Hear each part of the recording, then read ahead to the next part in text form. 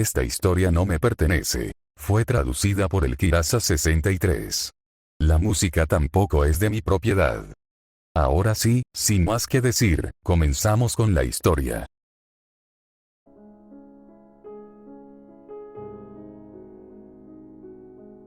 Ferris lo lamenta, Ferris lo lamenta. Félix Arguile permaneció acurrucado en su cama, murmurando disculpas a alguien que estaba seguro de que nunca escucharía. Al mirar sus manos, su visión pasó rápidamente del rojo a la nada, aún recordaba con qué facilidad se habían aplastado los huesos bajo sus manos, recordaba la sensación de la sangre caliente en sus manos, recordaba sentirse decepcionado cuando llegó el día de la ejecución porque no había obtenido nada útil para curar a su señora. Entonces recuperó la memoria. Esa persona no es Pride, es Natsuki Subaru, la amigo de Ferris. Los días pasaron como un borrón para Ferris. Las consecuencias, el funeral, y días después, la información sobre lo que le hizo a Subaru salió a la luz. No sabía cómo, pero ahora él, y una docena de caballeros que participaron en la tortura estaban siendo expuestos. Ferris recordaba a la gente que exigía su ejecución. Si su amada no los hubiera detenido, Ferris se habría dejado arrastrar a la calle, a las fauces de la turba. Su amada jamás volvió a mirarlo igual, pues sus recuerdos también habían regresado. Sus contactos estaban en peligro o completamente destruidos, todo por culpa de Ferris. Ahora es prisionero del campamento de Krushch, despojado de sus títulos, y lo mantienen allí solo para que pueda curar a Krushch, o, de lo contrario, ella morirá a causa de la maldición. Ferris odiaba esto. Odiaba a la gula por haberle hecho esto. Odiaba al consejo que le permitía hacer lo que quisiera con el prisionero. Odiaba a Julio por ser demasiado rápido en la ejecución. De alguna manera, odiaba a su mujer por influir tanto en él que era capaz de hacer esto por ella. Pero a quien Ferris más odiaba, era a sí mismo. Krushch Karsten estaba descansando en su cama cuando sucedió. Los recuerdos la golpearon con fuerza, lo recordó todo lo que había sido antes, y a un joven llamado Natsuki Subaru. También fue ese día cuando se enteró de la muerte de su amigo a manos del reino. Los días siguientes se fundieron en una sucesión interminable de sufrimiento. Y Krushch odió cada instante. Lo odiaba con toda su alma. ¿Cómo pudo su yo amnésica permitir semejante atrocidad? ¿Cómo pudo permitir que todo esto sucediera? ¿Cómo pudo permitir que Félix actuara sin límites? ¿Cómo pudo permitir que Félix llegara a este punto solo por ella? Pero sus preguntas quedaron sin respuesta. La antigua valquiria temblaba mientras yacía en su cama. La sangre maldita en sus venas le anunciaba nuevas oleadas de dolor a cada hora, y las venas negras palpitaban bajo su piel. ¡Qué grotesco! Mantenida con vida únicamente por su caballero y amigo, ahora caído en desgracia. Su campamento sufrió graves consecuencias por la filtración de la información, y apenas logró rescatar a Ferris de una multitud enfurecida. Y Wilhelm apenas soportaba estar en la misma habitación que Félix, prefiriendo excusarse para ir a misiones. Había oído rumores de que cierto santo de la espada también estaba involucrado en ellas. Su campamento se desmoronaba, Wilhelm se desmoronaba, Ferris se desmoronaba, ella se desmoronaba, y ya no quedaba nadie que se preocupara por ayudarlos en su caída. Krushch se acurrucó en su cama. La antes orgullosa valquiria se había convertido en una sombra de sí misma. Qué patética era, pero ya no le importaban las apariencias, pues su aspecto, antaño célebre, estaba completamente arruinado. Su belleza física y su reputación ante los demás. Pero a Krushch no le importan las apariencias, porque Subaru está muerto, y todo es culpa suya.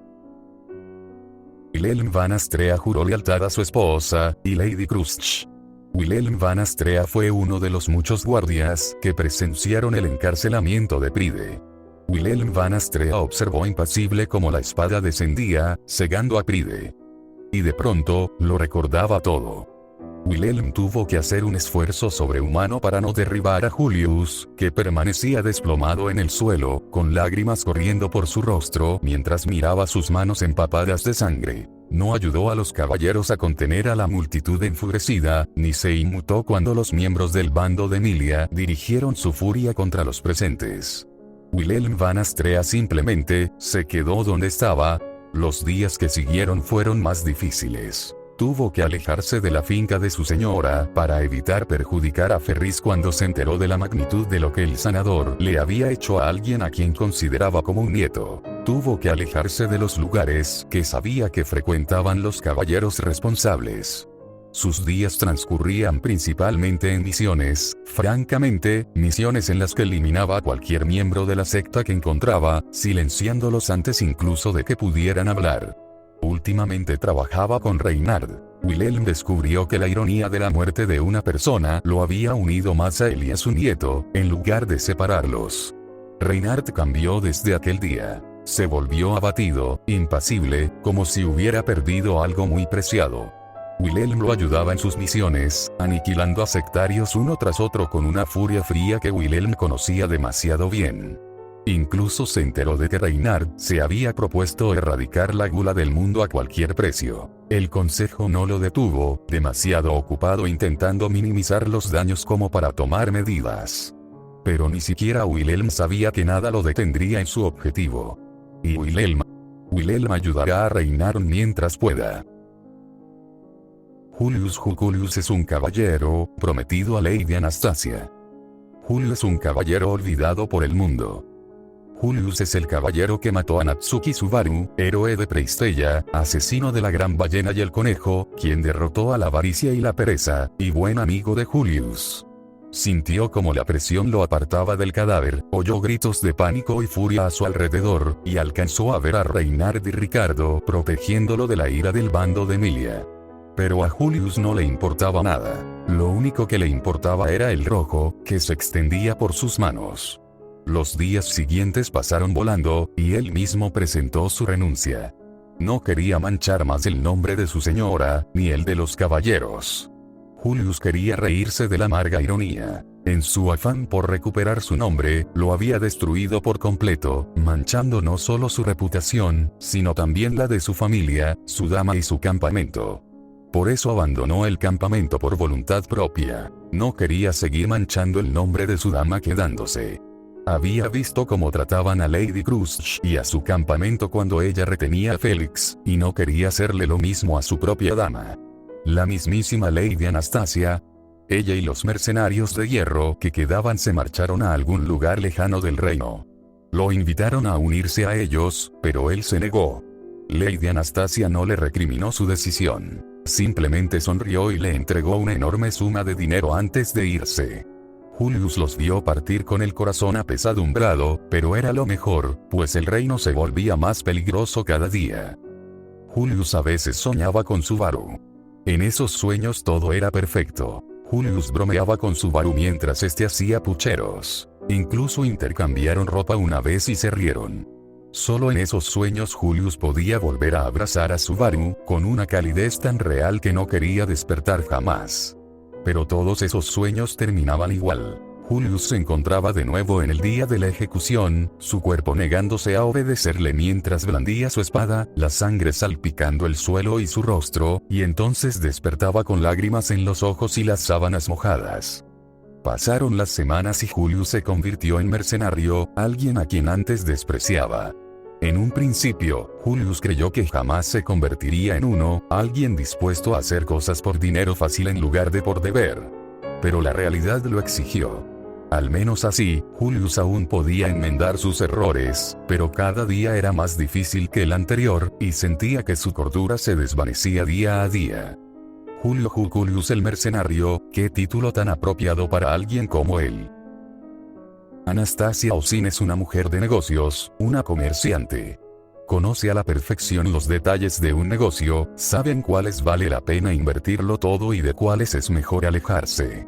Siempre tiene un plan B para cualquier situación que se le ocurra. Sin embargo, esta situación es algo que jamás habría imaginado ni en sus sueños más descabellados. Natsuki-san, un joven extraño cuando lo conoció, un joven extraño con un corazón noble, un joven extraño al que Anastasia llegó a considerar un amigo, ese mismo joven, está muerto, no a manos del culto de la bruja, ni de las bestias mágicas, sino a manos de sus propios amigos, sus aliados. Desde aquel día, el reino es un caos absoluto. Los disturbios son frecuentes y estallan casi a diario mientras los caballeros intentan desesperadamente controlar la situación, sin éxito. Ella misma fue víctima de los ataques. Muchos la culparon por las acciones de su caballero, una conclusión absurda para Anastasia. Julius simplemente seguía órdenes de sus superiores. Era imposible que supiera la verdad.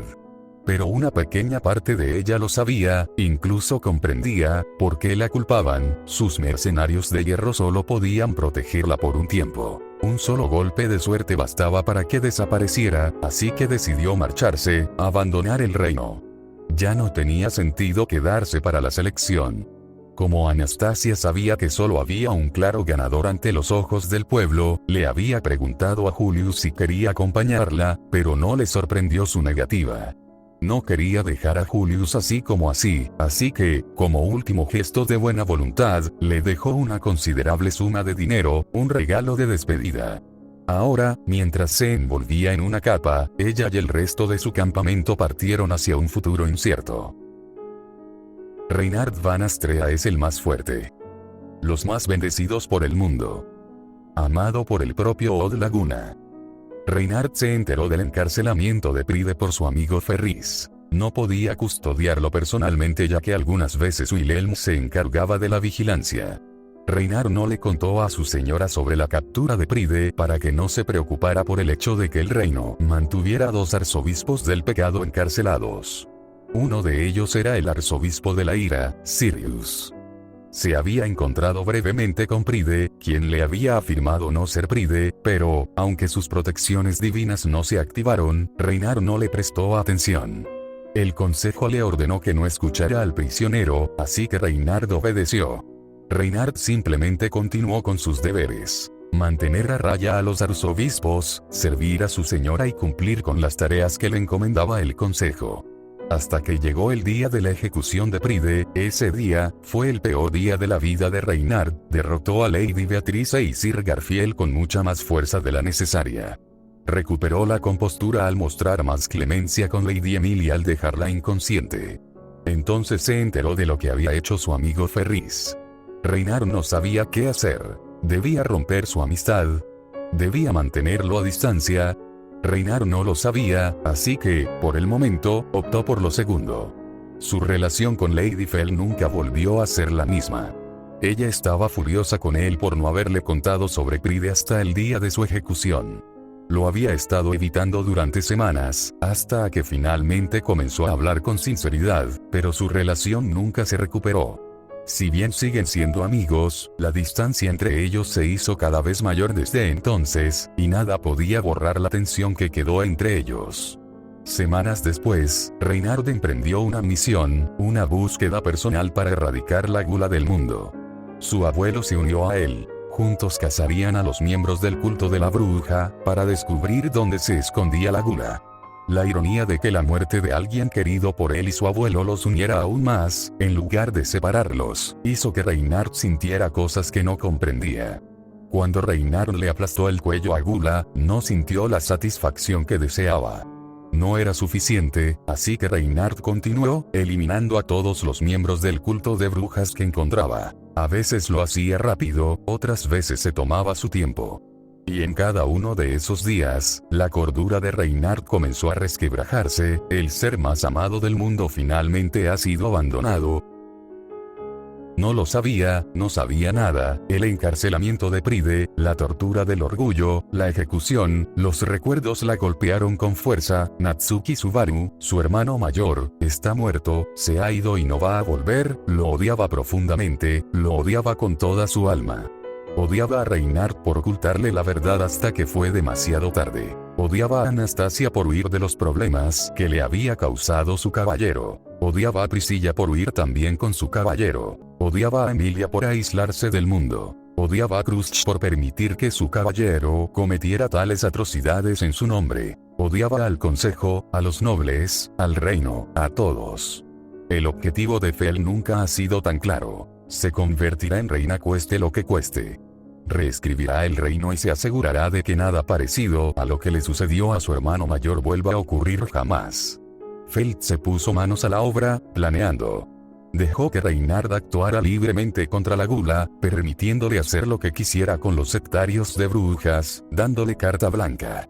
Era su primer paso para reescribir el reino, asegurándose de que Reinhard se liberara del férreo control que el reino ejercía sobre él. Ya se había ocupado de Inkel van Astrea. Lo entregó a su territorio tan pronto como Priscilla lo dejó atrás para ir a Boyachia. Ella y Reinhard arreglaron su relación más tarde, pero Fel no estaba segura de poder confiar en que él volviera a velar por sus intereses. Fel instigó disturbios contra los nobles corruptos. Para ella, no había justicia más dulce que la impartida por el pueblo. A veces, ella misma los iniciaba, lo que le granjeó mucha popularidad entre ellos, pero no era del agrado de los nobles. Bien, pensó con desdén. Fel no los necesitaba, no necesitaba el apoyo de la nobleza, así que siguió adelante, recurriendo a Reinhard si la situación se complicaba. Fel ignoró que sus actos echaban leña al fuego en vez de apagarlo. O tal vez lo sabía, pero no le importó. Aún así, siguió adelante. Durante días, durante semanas, durante meses, 2 años después, Feld ganó, pero ¿a qué precio? Aldebarán y Priscilla partieron hacia Boyachia, su destino sigue siendo desconocido para el público. Han pasado 2 años, desde aquel día, el día que murió el héroe, y las cosas no mejoraron. Francamente, muchos dirían que empeoraron cada día. El reino, el que antes fue poderoso reino, yace ahora parcialmente en ruinas. El consejo ha perdido gran parte de su influencia entre el pueblo y sus propios caballeros. Su reputación quedó mancillada desde que ordenaron la ejecución de Natsuki Subaru. El candidato Fel lucha contra ellos casi a diario, ambos bandos intentando expandir o recuperar el control de partes del reino. Estas luchas suelen terminar con la intervención de cierto santo de la espada para apaciguar a las partes. Estallan disturbios casi a diario. La mayoría de la gente está indignada por la injusticia cometida, y consideran que el castigo a los responsables es demasiado leve. Por ello, se rebelan. Por el héroe, por la injusticia cometida, y por algunos, por motivos personales. La reputación de la mayoría de los candidatos sigue hecha trizas. El pueblo no olvidó ni perdonó. La lucha interna solo cesó cuando concluyó la selección real y el reino dio la bienvenida a la reina Felt al trono. Pero, por desgracia para todos, las cosas no mejoraron. Al contrario, empeoraron. La reina Fel no era popular entre los nobles ni siquiera como candidata, y ahora que se han enterado de que es reina, está muy disgustado. Las luchas entre ellos son frecuentes y suelen terminar con derramamiento de sangre, generalmente del lado de los nobles. Los disturbios continúan, y ahora son más comunes, ya que la mayoría de la gente se da cuenta de que cuenta con el apoyo de la reina, por lo que se vuelven más agresivos, mientras que ella simplemente los anima desde la distancia. El santo de la espada ya no sigue al consejo y solo obedece a la reina. Responde a sus llamados cuando ella los solicita. Quienes lo han visto por la capital dicen que el santo está desolado, sin emociones, y que interviene en las peleas que estallan de vez en cuando. Ya no sonríe, y cuando lo hace, su sonrisa es fría, incluso inquietante, y suele reservarse para individuos desafortunados que se ganan su ira o la de la reina. Pero ese era solo el santo de la espada de la capital y las calles. Era aún peor y más aterrador en el campo de batalla o contra los cultistas de brujas. Porque quienes lo conocieron o lo vieron en el campo de batalla dicen que era un verdadero monstruo, aniquilando a un enemigo tras otro antes de que pudieran siquiera hablar o pensar. Su victoria contra la gula fue especialmente aterradora. Los caballeros que lo acompañaban quedaron traumatizados, por decirlo menos. Uno de ellos dijo que el santo de la espada sentía un placer casi sádico al despedazarlos. Quien se comió el nombre de Natsuki Subaru fue quien recibió la mayor parte de su ira. Algunos caballeros dicen que se tomó su tiempo, desmembrándolo miembro a miembro, otros dicen que jugó con él como un gato juega con un ratón, dejando que el arzobispo corriera a su antojo antes de volver a atacarlo con su espada una y otra vez. Pero más allá de los rumores que difundieron los caballeros, una cosa está clara: el santo de la espada ha perdido el control y ya nadie está a salvo. Todo fue gracias a la reina Felt por acoger a su padre, protegiéndolo del consejo, de los nobles y del reino. Wilhelm van Astrea fue uno de los pocos que no quedó traumatizado por la purga de la gula. Algunos decían que parecía haberse quitado un gran peso de encima. Continuó con su labor, animando y ayudando al Santo de la Espada en sus misiones personales. Si alguien era tan insensato como para usarlo para controlar al Santo de la Espada, se encontraría con una espada. Solo hubo un intento, y terminó antes de que el pobre infeliz pudiera siquiera acercarse. Lo hallaron en un callejón sucio con múltiples cortes por todo el cuerpo. ¿Pero qué hay de Inkel van Astrea? El reino ya había usado esa carta una vez, ¿acaso no podían usarla de nuevo? Pero la reina Fel lo había previsto, apartándolo de su puesto y llevándolo a su campamento, garantizando así su seguridad.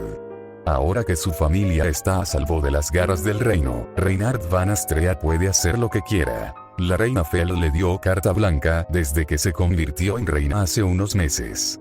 Se desconoce el paradero tanto del campamento de Anastasia como del de Priscilla. A excepción de Julius Juculius y Inkel van Astrea, el primero como mercenario y el segundo a salvo en el dominio de la reina Felt.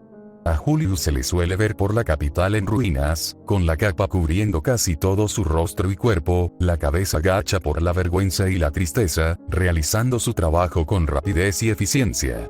Nunca sonreía, nunca mostraba emoción alguna, simplemente observaba impasible mientras cumplía con su deber.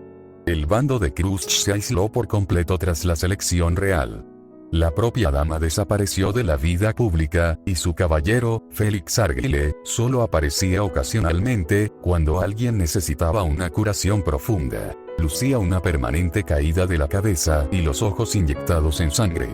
Wilhelm van Astrea, ya casi desaparecido del dominio de Krusch, suele ir acompañado de su nieto, con quien parece haberse reconciliado tras luchar juntos con frialdad contra los miembros del culto de brujas. ¿Y qué hay del bando de Emilia? La candidata se había aislado del mundo. Sus crecientes delirios y su locura habían ahuyentado a la mayoría de la gente. El infame mago de la corte rechazaba todas las citaciones y prefería encerrarse en su estudio. Su temperamento se había convertido en leyenda después de que casi atacara a los caballeros enviados por el Consejo de Sabios, luego de que uno de ellos casi rompiera lo que él afirmó era un vaso lleno de flores, cuando intentaron convencerlo para que se reuniera con él. Los gemelos Sony que acogió el mago son descritos como fríos. El rojo se enfurece ante la menor molestia, mientras que el azul ruge casi a diario en los bosques cercanos. El gran espíritu Beatrice aún no ha sido visto por el público desde la ejecución, ocurrida hace 2 años. Otto y Garfield, los dos antiguos miembros del campamento, construyeron una reputación como mercader en las sombras, y como su guardaespaldas personal.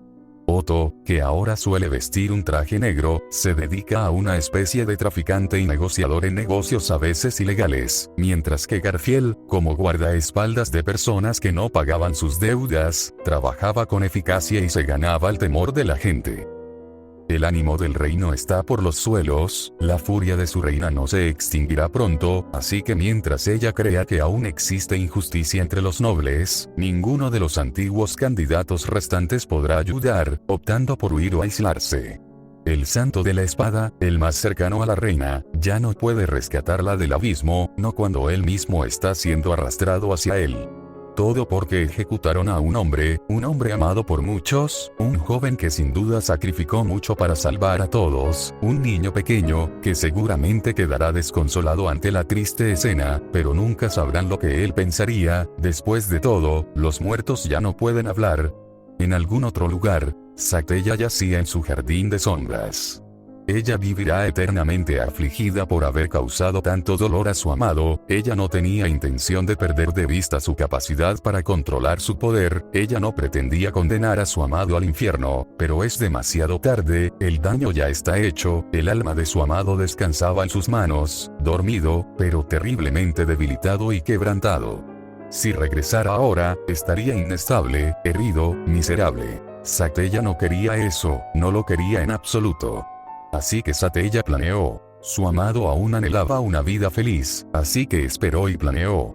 Mientras tanto, Satella vio caer el reino, a los antiguos amigos de su amado volverse unos contra otros, sumidos en la miseria, la locura y el aislamiento. Satella lo vio todo suceder. Una parte de ella se alegraba de su miseria. vio cómo la gente luchaba entre sí, cómo la culpa se fue desplazando del caballero de pelo morado al consejo, y al bastardo sanador gato, cómo los campamentos se desmoronaban uno tras otro por la culpa, cómo el reino se derrumbaba lentamente tras la ejecución. Pero Satella lo sabía, una parte de ella sabía que su amado no aprobaría esto, ni su comportamiento ni el de sus antiguos amigos. Y Satella se negaba a dejar que su amado siguiera muerto. Aún deseaba que viviera una vida larga y feliz, no el cruel destino que le había aguardado. Al ver a los amigos de su amado derrumbarse entre lágrimas y arrepentimiento, Satella idea un plan. Si todo sale bien, su amado estará a salvo y nunca más sufrirá, volverá a estar rodeado de la gente que ama, y aquellos a quienes ama lo protegerán y lo amarán tanto como ella.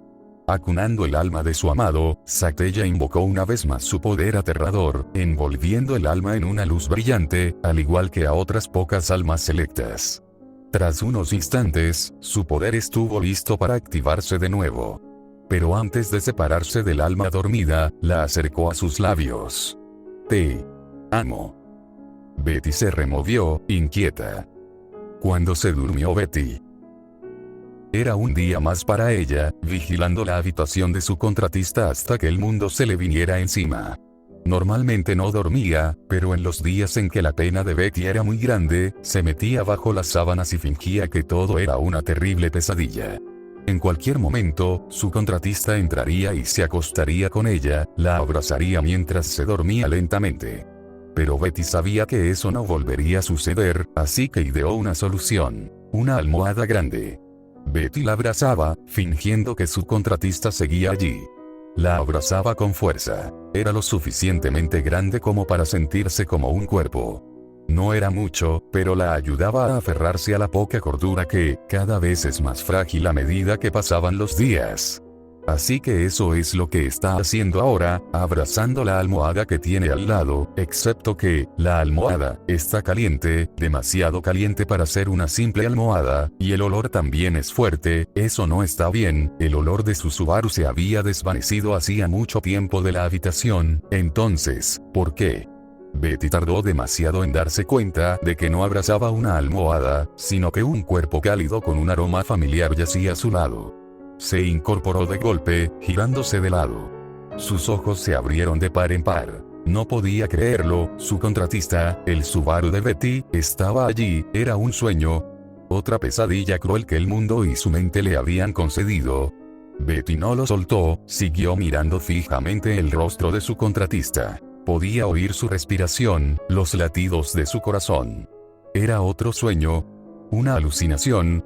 Pero, esto se sentía demasiado real para ser un sueño o una alucinación. El cuerpo estaba demasiado cálido para ser un sueño. Betty siguió mirando mientras su contratista permanecía dormido. Parecía no haberse despertado por su alboroto. Betty se recostó lentamente sobre el pecho de su contratista.